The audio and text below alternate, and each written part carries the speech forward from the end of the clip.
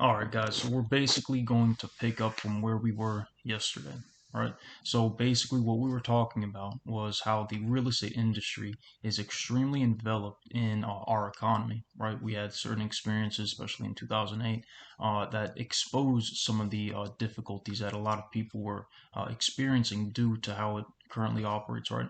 And along with that, it's also important to keep in mind that not only is the real estate industry by itself a significant portion of being able to control our economy, but we also have a situation potentially going on where the energy that we would use to be able to have a home is currently being used on an old, insufficient system, right? So, for example, right now there are a significant portion of homes that basically have solar panels already attached to them, right? And no matter what you do to be able to get off of the electrical grid that we currently have to essentially be on, there's a lot of repercussions that are going on, not only due to how certain laws and permits are currently being uh, entered and put onto houses and whatnot, but it's also a situation where we know for a fact that if we decided to, like if we just decided that we're going to go ahead and get off the electrical grid entirely and just go entirely solar for every single family in the United States, right? That is 100% possible, right? Now it's just about seeing how we would be able to do that. Right, so buying the solar panels and installing the solar panels, that's not the issue. What the issue is what would happen if that actually were to come to pass. We would be essentially in a situation where the money that we were giving to our electrical companies and the employees for the electrical companies, there would be a cascading effect that would happen throughout the energy system, right?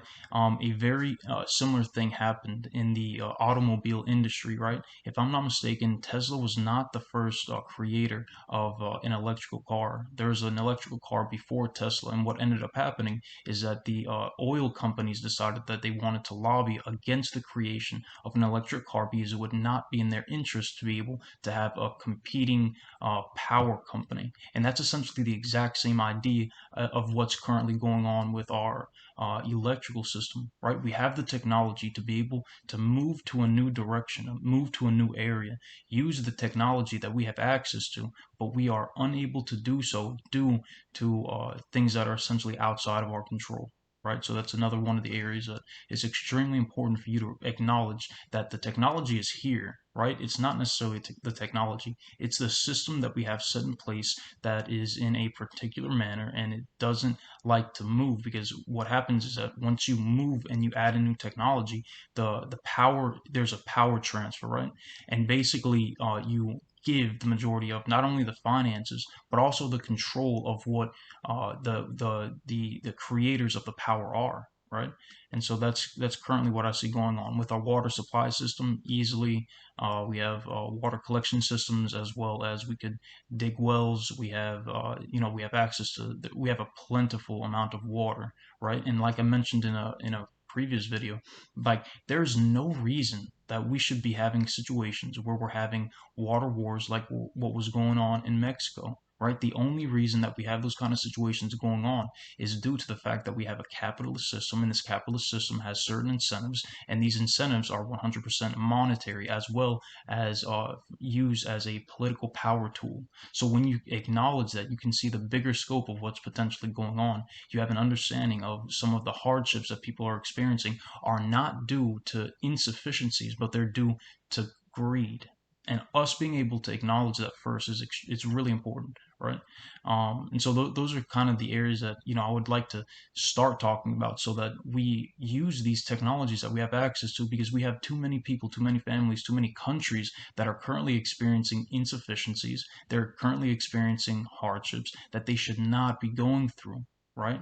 We need to use the capitalist system in a beneficial way. There is a better mode of operation for us to use, right? And I'm not saying that we should eliminate the capitalist system entirely. I think that the capitalist system has been able to deliver on many formats of being able to contribute to millions of people, right? As I've mentioned before, one of the best methods for us to redistribute wealth from the higher levels of the social and economic strata to the lower levels, right? I believe in the capitalist system, but what's happening is that there's a disconnect happening basically between the capitalist system that we've grown to know and love and our ability to have people that aren't already in families that aren't already in the capitalist system to enter that capitalist system. So what can we do so that we can have a better opportunity for the majority of people to have that opportunity, that access? What can we do?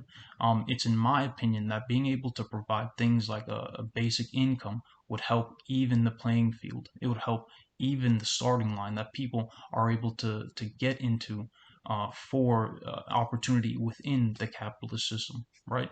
And the other part that I wanted to make sure that we're aware of is the fact that if we don't, right, there's an opportunity cost that you have to acknowledge, right?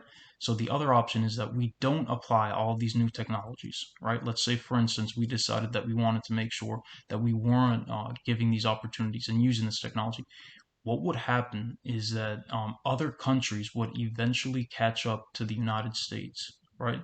And for us to keep that competitive edge, for us to keep the fact that we are not only more technologically advanced than the majority of other countries, but we are, I'm not necessarily more intelligent, but we have to make sure that we're competitive on the global stage because there are other countries that see America as an opportunity to be able to exploit the people of our country and the morals of our country and the potentiality that we have to be able to offer the world, right? And we have to acknowledge that. And those were just a few things that I felt would be helpful to be able to talk about just in case you guys were curious about anything else that I had not mentioned yesterday. So with that being said, thank you. You guys have a great day.